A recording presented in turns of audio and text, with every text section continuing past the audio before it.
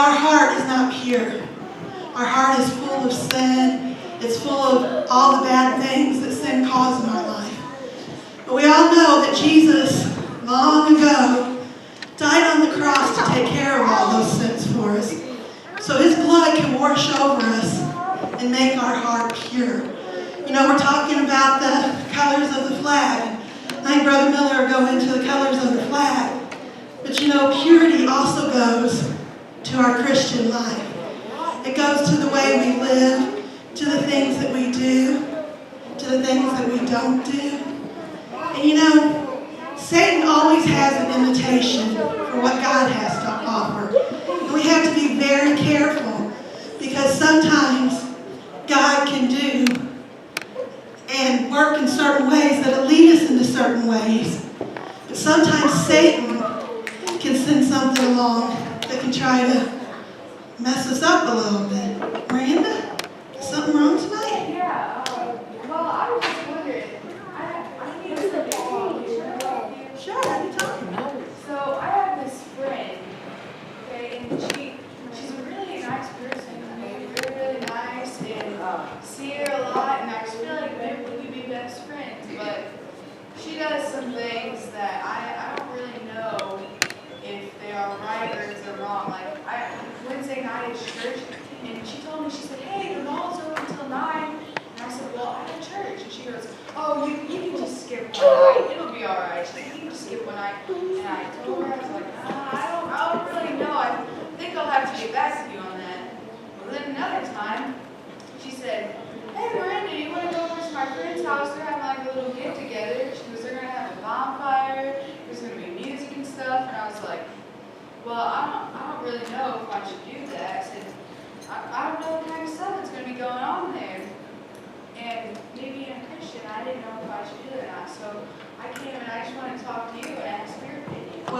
Well, first of all, I want to tell you you did the right thing. She didn't know what to do. And what did she do? She came for help. That's the first step that a good Christian can do. If you don't know the answer, and let me tell you, at almost 40 years old, I still don't have near all the answers that I know. But there's always somebody to go to. God's always there. Or there may be a good Christian friend, your pastor, your parents. You know, there's always going to be somebody there to ask for help. Now, you said she wanted you to go to the mall with her. Is there anything wrong with going to the mall? No. No, as long as you're not doing stealing or anything like that, there's nothing wrong with going to the mall. But I think I may have heard a problem with that invitation. What? Skipping church to go to the mall. What do you guys think? You think that should be a good idea? No. No. Because what would that be doing? It would be skipping on God. It would be going to the mall or being with your friend before God. And does anybody know where God belongs? He's on the top. God should be number one, always in our life, over anything. And then you're talking about this mall, this party that they wanted you to go to. Have you heard much about these people that she's hanging with and about the party? Yeah, I mean, I've heard some things about the people, but you know, I'm kind of thinking, well, they're not really my friends. They're more like acquaintances. So I mean, I'm not going to really do anything that they do. So I didn't really know if it was wrong to go still be around them or what. And let me guess. The thought may have possibly popped in your head too, that if you went to this party, maybe you could be a good witness. What's some of the stuff that you may have heard that these people do? Well, a few of them. I figured that a few of them smoke, which that's really bad. A few of them smoke, and I don't know if they're doing it or not, but there might be drinking going on. They didn't really tell me there was going to be drinking going on, but I don't know. I wouldn't know unless I was there. But what kind of appearance do these people give when you're around them at school?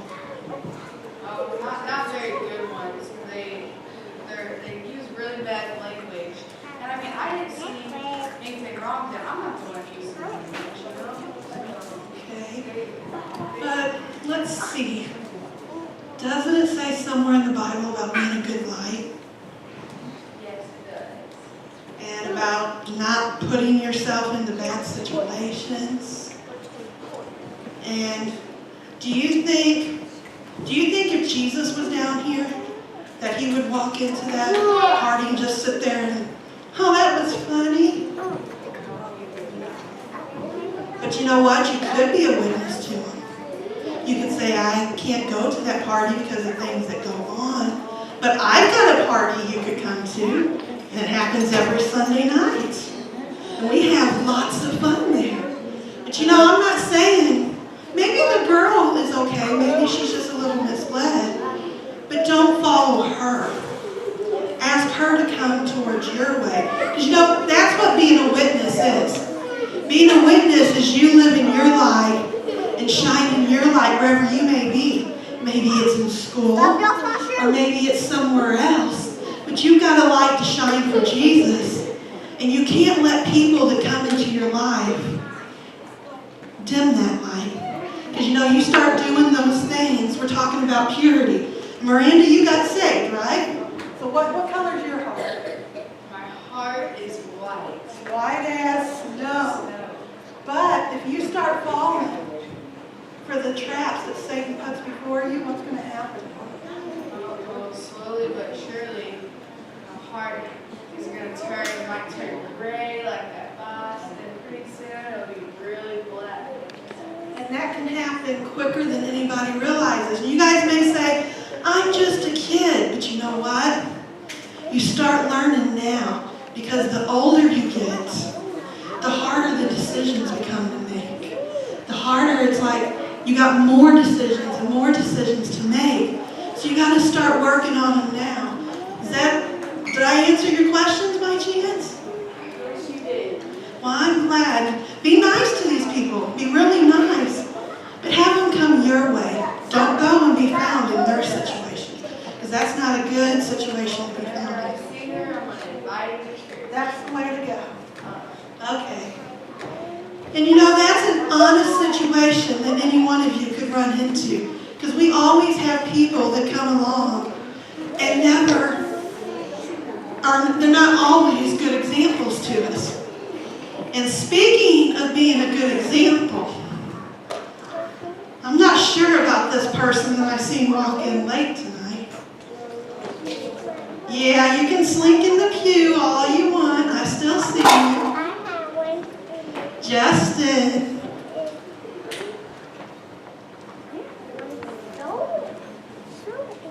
Keeping up partying again?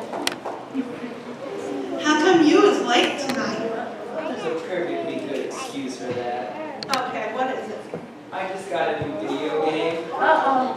and I decided I was close to the end of it, so I decided I'd beat it. And I figured I'd make it in time to hear the preaching.